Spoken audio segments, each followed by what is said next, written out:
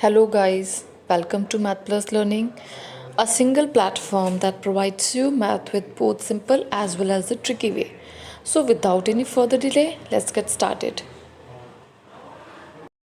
Vectors की exercise 10.3 तक के हम लोगों ने क्वेश्चन कर लिए हैं और हम लोग अब मूव ऑन कर रहे हैं 10.4 एक्सरसाइज पे, जहाँ पे हम लोग क्वेश्चंस करेंगे और इसकी शॉर्ट ट्रिक्स भी साथ में देखेंगे.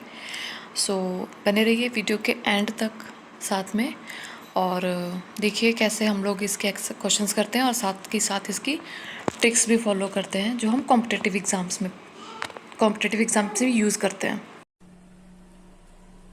In exercise 10.4 we have vector products and questions related to that. So questions related to vector product और explanation of vector product मैंने अपनी पहले की वीडियोस में कराया है. I'll give you the link of that. We are moving towards the question number 3 जहाँ से हम लोग exercise 10.4 को start कर रहे हैं. So moving on with question number 3 we have, if a is a unit vector, what we are given with a एक unit vector है that makes an angle pi by 3 with I एक x axis के along एक unit vector होता है pi by 4 with j and acute angle theta with k. Then find the angle theta and also the components of vector a. So let हम क्या late कर सकते हैं, हमें तो वेक्टर ए के बारे में कुछ पता नहीं है. So let vector A is equal to a1i plus a2j plus a3k. Since we know that it makes angle theta, यानी कि अगर एंगल थीटा कैसे फॉर्म होता है, a dot B is equal to mod A into mod B into cos theta. यही एक angle का formula हमें पता है. सो ए का डॉट प्रोडक्ट हम आई के साथ निकालेंगे तो हमें क्या मिलेगा. सिंस वेक्टर ए हमारा क्या कर रहा है, makes angle pi by 3 with i with vector i, therefore vector a dot vector i हमारे पास क्या हो जाएगा, mod of a into mod of i into cos theta. अब वेक्टर ए क्या है, यहाँ पर वेक्टर ए है a1i plus a2j plus a3k और इसका डॉट प्रोडक्ट किसके साथ निकलेगा, आई के साथ में, और ये हो जाएगा mod A into mod I into cos pi by 3. अब नाउ सिंस वेक्टर ए जो हमारा है वो एक यूनिट वेक्टर है तो मॉड ए कितना हो जाएगा, 1 हो जाएगा. और आई की सिर्फ डॉट प्रोडक्ट किसके साथ निकलेगी, आई वाले कंपोनेंट के साथ में, यानी कि a1 is equal to 1 into cos pi by 3. Cos pi by 3 की वैल्यू क्या होती है, this is equal to cos 60 degree. Cos 60 की वैल्यू क्या होती है, 1/2 होती है, यानी कि हमारा a1 जो है वो कितना है, 1/2. सेम हम किसके साथ करेंगे, जे के साथ में. अब देखो a1i plus a2j plus a3k का डॉट प्रोडक्ट जे के साथ में हमें कितना देगा, mod of a into mod of J into cos हमें देगा pi by 4, cos pi bye 4. अब देखो इसका डॉट प्रोडक्ट सिर्फ जे के साथ निकलेगा क्योंकि जे आई और जे का डॉट प्रोडक्ट और जे और के का डॉट प्रोडक्ट 0 हो जाएगा. तो हमारे पास बचेगा सिर्फ a2. This is equal to इसका 1, जे एक यूनिट वेक्टर है उसका भी 1, और cos पाई बाय 4 की वैल्यू क्या होती है, 1/√2, यानी कि a2 जो हमारा कंपोनेंट है वो कितना है, 1/√2. Moving on with third one. देखो ये क्या कह रहा है कि एक्यूट एंगल बना रहा है थीटा, किसके साथ में, के के साथ में. अब यानी कि अगर हम ये कंपोनेंट ले a1i plus a2j plus a3k और उसका डॉट प्रोडक्ट किसके साथ निकालें, के के साथ में, तो वो हमें क्या देगा, something mod of a into के इंटू कॉस ऑफ थीटा, जिसका हमें वैल्यू नहीं पता है. हमें ये वैल्यू निकालनी है और हमें a3 भी नहीं पता है. तो अब इसको थोड़ा सिंप्लीफाई करके लिख लेते हैं, a3 is equal to cos theta. यही वैल्यू आएगी क्योंकि ये भी 1 हो जाएगा, ये भी 1 हो जाएगा. We will remain only with cos theta. Okay चलो इसको एक साइड में यहाँ पे कर लेते हैं. मूविंग ऑन विद, हमें क्या गिवन है कि a एक यूनिट वेक्टर है, यानी कि a1 स्क्वायर प्लस a2 का स्क्वायर प्लस a3 का स्क्वायर हमें क्या देगा, 1 देगा. a1 का स्क्वायर कितना है, 1/2. सॉरी a1 की वैल्यू कितनी है, 1/2. a2 की वैल्यू कितनी है, 1/√2 प्लस a3 हमें फाइंड आउट करना है और इसका होल 1/2. अच्छा हम दोनों साइड स्क्वायर कर सकते हैं, 1 का स्क्वायर 1 ही रहेगा. तो देखते हैं कितना आएगा, A3 is equal to 1 minus 1/4 minus 1/2। इसकी वैल्यू हम 4 अगर यहाँ पे एलसीएम लेते हैं तो 4 minus 1 minus 2 this is equal to 1/4, यानी कि A3 की वैल्यू हमारी क्या आ रही है, A3 स्क्वायर, यहाँ पे A3 स्क्वायर की वैल्यू क्या आ रही है 1/4। दिस इम्प्लाइज A3 की वैल्यू क्या है 1/2। अब अगर A3 की वैल्यू 1/2 है, यहां से A3 की वैल्यू हमारे पास आ रही है 1/2, तो इस फर्स्ट इक्वेशन से क्या हो जाएगा, 1/2 is equal to cos theta. This implies theta is equal to cos inverse 1/2। Cos inverse 1/2 किसकी वैल्यू होती है, π/3 की, यानी theta is equal to π/3।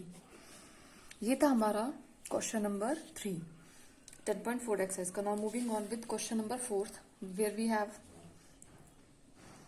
A relation, जिसे हमें प्रूव करना है। हमें शो करना है कि vector A minus vector B का cross multiplication vector A plus vector B के साथ 2 times of vector A cross vector B होगा। अच्छा चलो प्रूव करते हैं। देखो अभी इसको दोबारा से लिख सकते हैं, vector A minus vector B का क्रॉस मल्टीप्लीकेशन हम करेंगे vector A plus vector B के साथ में। Guys you have to remember कि जो क्रॉस प्रोडक्ट होता है vector A cross vector B is not equal to B cross A, जबकि ये होता है vector A cross vector B का जो क्रॉस मल्टीप्लीकेशन वो minus of vector B cross A होता है। ये एक रिलेशन आपको याद रखना, इसका प्रूफ मैंने मेरी पहले की वीडियोस में करा है। इसको हम क्या लिख सकते हैं, vector A cross vector A, पहले की पहले के साथ, सेकंड की सेकंड के साथ, देन फर्स्ट की लास्ट के साथ में, सेकंड की फर्स्ट के साथ में, ये वाला हम रिलेशन करेंगे। तो A की A के साथ में, B की minus B cross B vector, अब हो जाएगा plus vector A cross vector B, first किसके साथ में minus vector B cross vector A, right.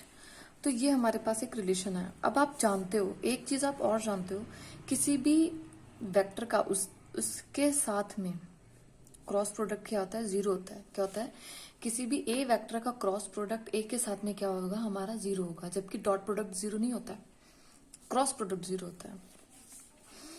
ये जीरो हो जाएगा minus zero plus vector A cross vector B minus vector B cross vector है। अब देखो इसको हम क्या लिख सकते हैं हमारी इस रिलेशन से, this is equal to vector A plus vector B plus plus vector A cross vector B, यानी कि अगर हम 2 कॉमन ले लें 2 times of vector A cross vector B। This is how we have proved this. लेकिन अगर यहाँ पर उल्टा होता, अगर ये प्लस यहाँ होता और ये माइनस यहाँ पर होता, यानी कि अगर हमें ये रिलेशन दिया जाता इसका cross product vector A minus vector B के साथ में, तब हमारा आंसर क्या होता। देखो सिंपल वही ये वाला फॉर्मूला हम लोग यूज करेंगे, vector A cross vector A plus minus vector B cross vector B, और प्लस नहीं माइनस होगा, vector A cross vector B and plus vector B cross vector है। देखो मैं आपको सिर्फ ये प्रूफ करके दिखाना चाहती हूँ कि डॉट प्रोडक्ट में प्लस और माइनस के साइन से कोई इतना इफेक्ट नहीं होता, लेकिन क्रॉस मल्टीप्लीकेशन में प्लस और माइनस के साइन बहुत मैटर करते हैं। ये हमारे पास जीरो जाएगा, ये जीरो हो जाएगा, minus vector A cross vector B plus vector B cross vector A। या तो हम इसको -2 times of vector A cross vector B लिखते हैं इसको माइनस बना के, या हम इसको क्या लिख सकते हैं 2 times of vector B cross vector A।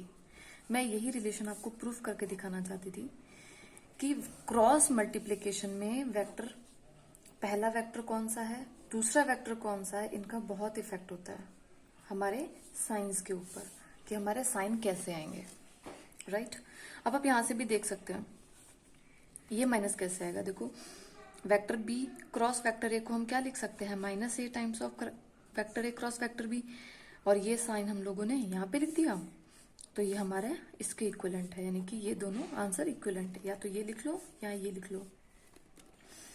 I hope guys ये आपको साइन का change with respect to cross multiplication समझ में आया होगा। डॉट प्रोडक्ट में साइन से कोई इतना इफेक्ट नहीं होता, ऑफ सॉरी उससे वेक्टर फर्स्ट वेक्टर और सेकंड वेक्टर से कोई इतना फर्क नहीं होता, क्योंकि वो हमें एक स्केलर क्वांटिटी देता है। लेकिन वेक्टर प्रोडक्ट हमें एक वेक्टर क्वांटिटी देता है, इसीलिए यहाँ पर कौन सा वेक्टर पहले है और कौन सा बाद में, इसका भी बहुत एक इम्पोर्टेंस होता है।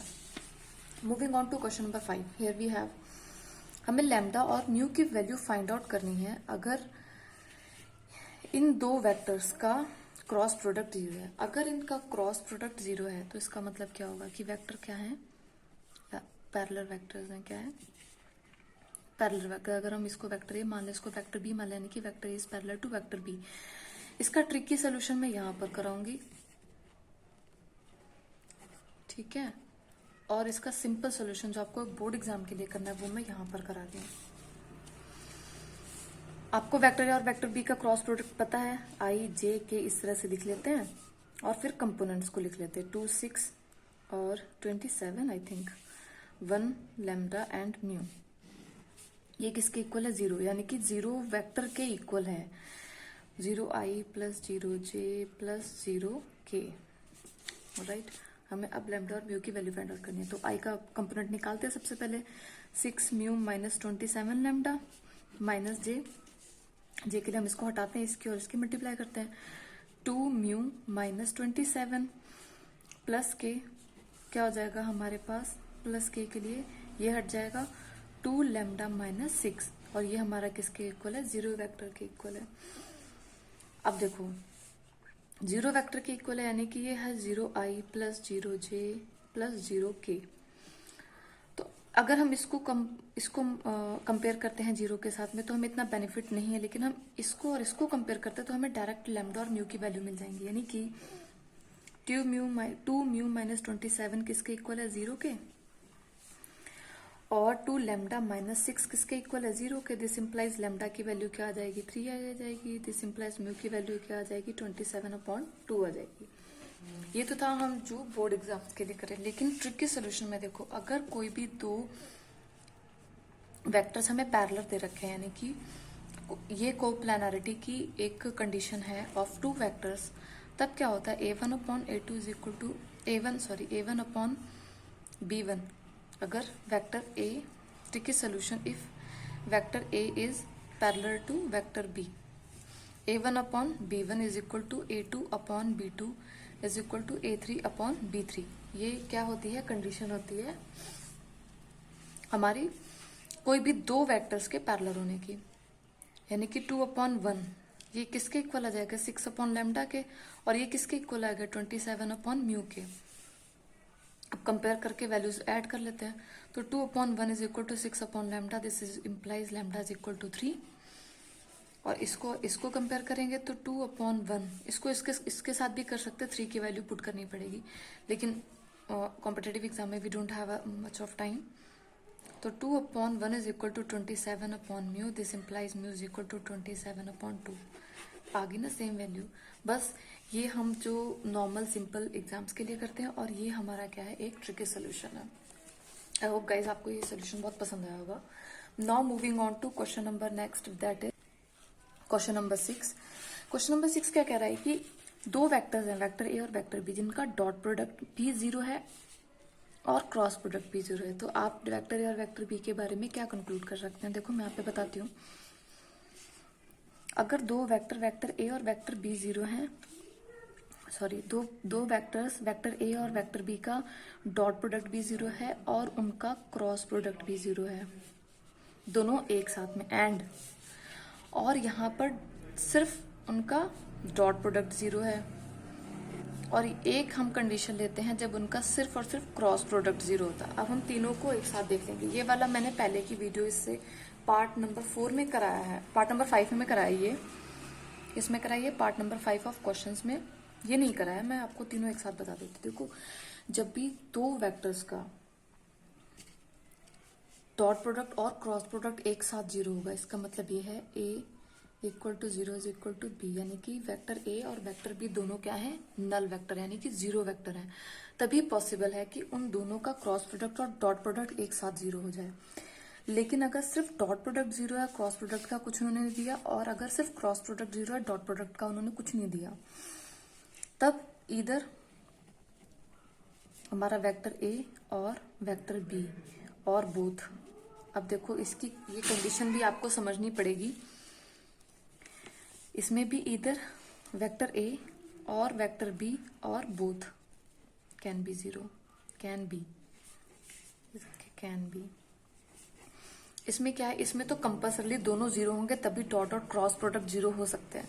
लेकिन अगर सिर्फ डॉट प्रोडक्ट या क्रॉस प्रोडक्ट जीरो है तो या तो ए वेक्टर जीरो होगा या वेक्टर बी जीरो होगा या दोनों जीरो होंगे। लेकिन दोनों जीरो नहीं होंगे, not both zero eight the same time.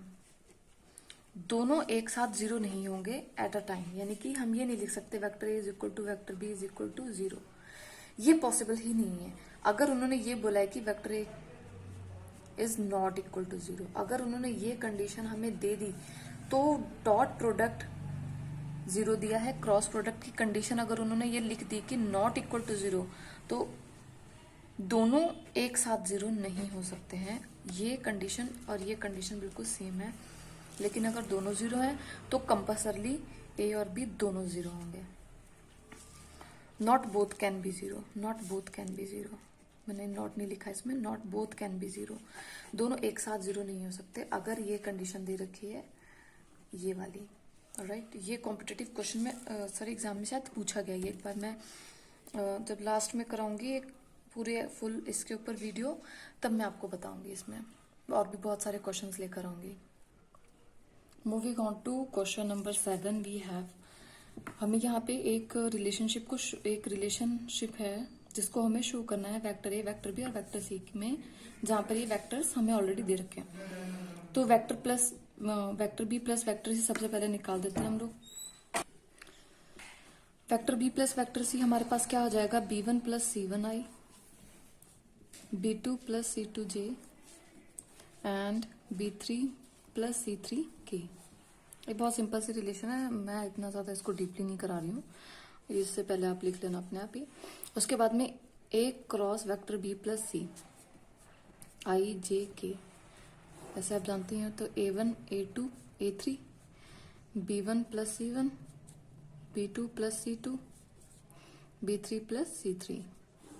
तो ये हमारे पास क्या हो जाएगा, यहाँ पे लिखते हैं this is equal to i times of a2 b3 plus c3, ये वाला आएगा ना कंपोनेंट यहाँ पर, minus a3 b2 plus c2 minus j, हमारे पास क्या हो जाएगा a1 b3 plus c3 minus a3 b1 plus c1, और प्लस के हमारे पास क्या हो जाएगा, प्लस क्या हो जाएगा a1 b2 c2 minus a2 b1 plus c1। थोड़ा सा इसको और सिंप्लीफाई कर लेते हैं, तो हो जाएगा देखो a2 b3 plus a2 c3 minus a2 b2 minus a2 c2 i minus j a1 b3 plus a1 c3 minus a3 b1 minus a3 c1, j हो गया, plus a1 b2 plus a2 c2 a1 minus a2 b1 minus a2 c1, क्योंकि हमें next को फिर converse नहीं करना पड़ेगा थोड़ा सा। ये तो मेरी आ गई LHS। अब RHS की वैल्यू निकाल देते हैं। सबसे पहले हम निकालते हैं a क्रॉस b को, i j k। a cross b हमारे पास क्या जाएगा a1 a2 a3 b1 b2 और हमारे पास क्या हो जाएगा b3, i times of a2 b3 minus a3 b2 minus j times of a1 b3 minus a3 b1 plus k of a1 b2 minus a2 b1। a cross c निकाल लेते हैं हम लोग, i j k। थोड़ा सा इसको fast करूँ मैं, a1 a2 a3 c1 c2 and c3, this is equal to i times of a2 c3 minus a3 c2 minus times of j A1 C3 minus A3 C1 और plus के हम लोग करेंगे A1 C2 minus A2 C1। अब इन दोनों को add करना है क्योंकि हमें किसकी वैल्यू निकालनी है, A क्रॉस C की। देखो डायरेक्टली मैं लिख ले रही हूँ, प्लस प्लस के एक साथ में A2 C3 plus A2 B3 minus A3 C2 minus A3 B2 of I। देखो यही आया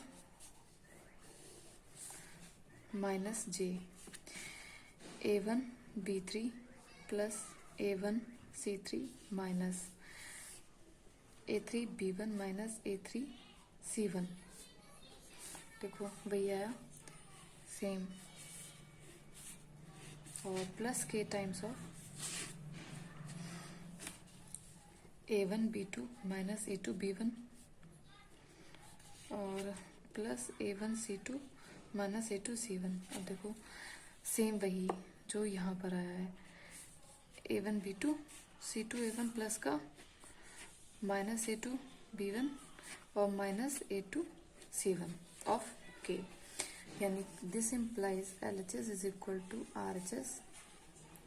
therefore A cross B, A cross product over B plus C किसके इक्वल होता है, vector A cross vector B plus vector A cross vector C के। This we have proved.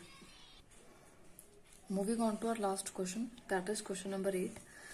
We have given कि अगर, मैंने इससे पहले आपको बताया था कि अगर दोनों में से कोई भी एक वेक्टर जीरो हो जाएगा तो हमारा चाहे डॉट प्रोडक्ट हो या क्रॉस प्रोडक्ट हो वो तो जीरो होगा ही होगा। लेकिन इसमें क्या पूछा गया है कि अगर वेक्टर ए और वेक्टर बी इन दोनों में से कोई भी एक वेक्टर जीरो है तो क्रॉस प्रोडक्ट तो जीरो हो गया, क्योंकि अगर हम लोग इस तरह से करते हैं 0 0 0 B1 B2 और B3 कुछ भी लिख लें, इसको उसको ऊपर नीचे है तो ये हमें जीरो वेक्टर देगा। अगर बी भी जीरो होगा तो भी ये जीरो हो जाएगा। लेकिन क्या ऐसा पॉसिबल है कि क्रॉस प्रोडक्ट जीरो है और दोनों में से कोई एक जीरो हो जाए, यानी कि अगर हम कोई भी ऐसे दो वेक्टर ले लें, अगर हम कोई भी टू पैरेलल वेक्टर्स ले लें, दो पैरेलल वेक्टर्स, तो क्या होता है, दो पैरेलल वेक्टर, वेक्टर ए और वेक्टर बी का क्रॉस प्रोडक्ट हमेशा क्या होता है, जीरो होता है। क्या होता है, जीरो होता है। यानी कि अगर हम कोई भी ऐसे दो वेक्टर ले लें जो आपस में क्या हो, पैरेलल हो, तो उनका क्रॉस प्रोडक्ट जीरो हो जाएगा। लेकिन वो वेक्टर ए और वेक्टर बी का मैग्नीट्यूड तो जीरो होता नहीं है, या उन दोनों में से कोई भी वेक्टर एक जीरो नहीं होगा। जैसे फॉर एग्जाम्पल के तौर पे अगर हम लोग ले लेते हैं तो पैरेलल वेक्टर्स, यानी कि वो ये कंडीशन सेटिस्फाई करते होंगे, A2 upon B2 is equal to A3 upon B3। आप अपनी तरफ से भी कोई भी एग्जाम्पल इसके बेसिस पे बना लेते हैं।